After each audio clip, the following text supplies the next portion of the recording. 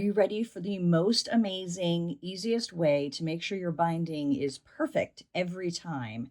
And I've tried lots of different ways. I can't remember where I saw this, but it is absolutely a game changer.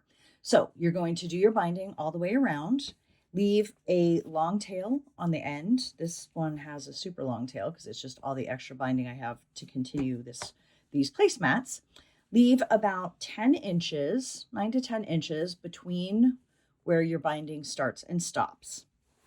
And then what you're going to do is you're going to take this beginning piece and you're going to lay it flat along the edge and go about halfway, so about 5 inches up, and then you're going to cut straight across.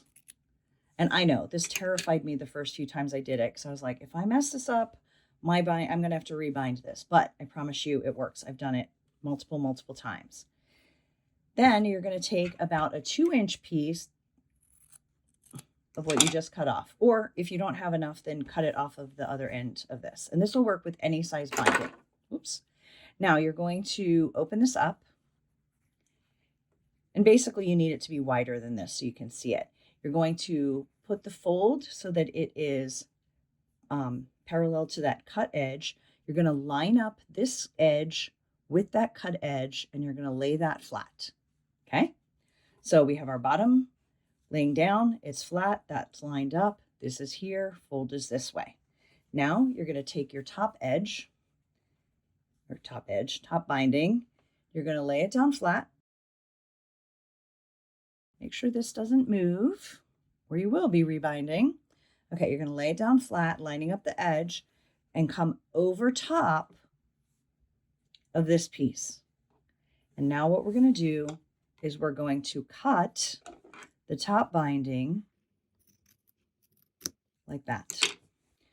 So when it's laid down, the top binding is at this edge and the bottom is lined up with this edge. Now I'm just going to take a clip and I'm going to fold this extra space just so that it's not going to be straining, and just kind of clip that. Now I'm going to open this and lay that flat. This is why you want about 10 inches, because if this is too close to where you sewed, it's going to be hard to get it flat.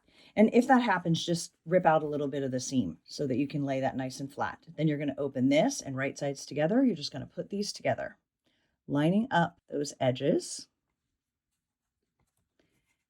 Then you're going to turn and you're just going to sew from this corner down here. And I usually just eyeball it. If you want to, you can take a ruler, draw a line, but I'm just going to do this real quick.